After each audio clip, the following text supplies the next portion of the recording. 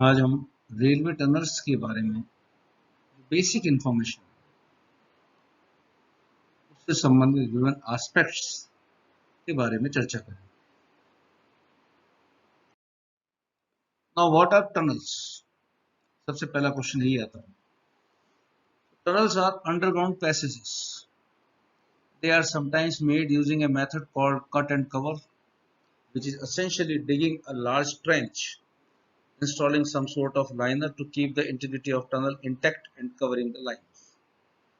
एक ट्रेंच को खोद कर उसको टॉप से कवर कर दिया जाता है, ये कट एंड कवर कहलाता है। Other tunnels are made by drilling or blasting through rock. A machine called a TBM, yani tunnel boring machine, is used to drill. It works by abrading away the rock with a rotating face. Abrading मतलब खुरच कर उसको बाहर निकालना। एक rotor की मदद से इसको इस तरह खुरच कर या अब्रेड कर बाहर निकाल के एक शेप दिया जाता है।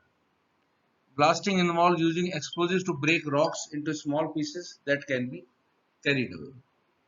ब्लास्टिंग भी की जाती है जहां जरूरत पड़ने पर उसमें ये ध्यान रखा जाता है कि किसी तरह का आस पड़ोस में हानि नहीं हो। The hardness of rock can vary from top to bottom of the bore, though almost always along the bore. This can affect the rate at which the boring proceeds and will also affect how much maintenance is required. Now, advantages of tunnels या tunneling. Tunneling के क्या-क्या advantage है? So when the depth of open cut is more than 18 meter, tunneling is economical. Tunnels carry railway lines, roads and public utility service like water, oil, gas. इन विभिन्न कार्यों के लिए tunnels का use किया जाता है।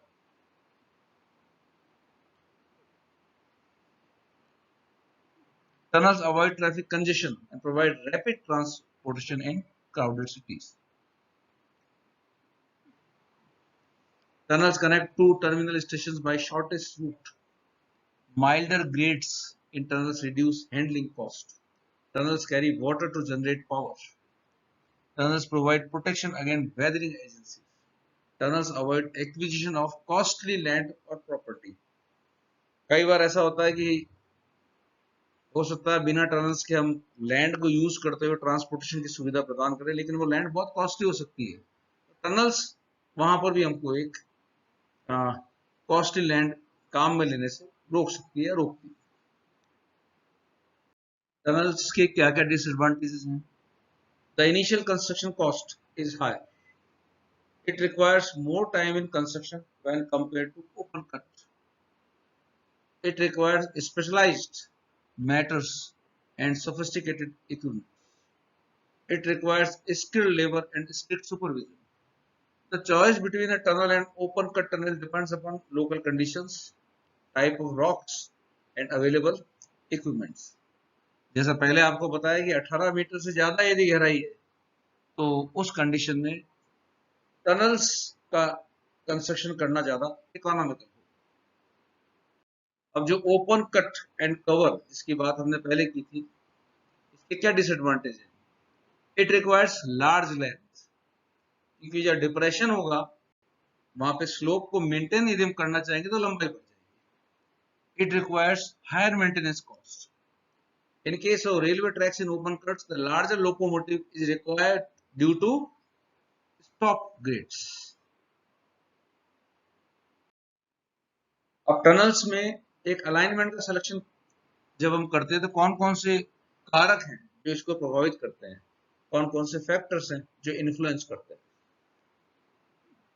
Normally, a direct straight route connecting two points is the shortest distance, shortest one, most economical. But there are practical problems.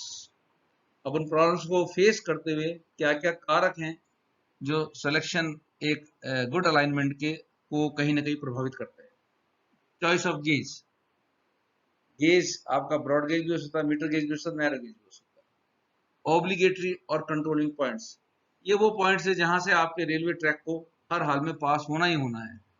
वो depend करता है पॉलिटिकल, स्ट्रेटेजिक और कमर्शियल रीजंस, इनसे अटैच जो पॉइंट्स होते हैं, जैसे important cities and towns, commercial industries, bridge sites etcetera. Topography of the country की या उस एरिया की टोपोग्राफी क्या है, यदि प्लेन है so when the topography is plain and flat, the alignment presents no problem and can pass through obligated points easily.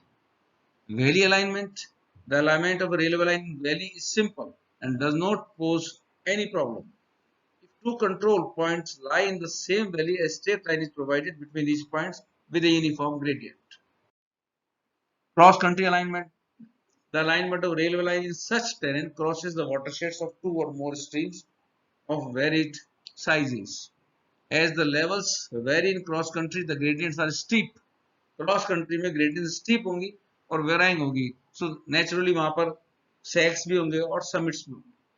Mountain alignment, the levels in mountains vary considerably and if the normal alignment is adopted the grades would become too steep much more than ruling gradient. तो उस condition में हमको ये alignment maintain करने के लिए distance बहुत ज्यादा कवर करनी पड़ती है.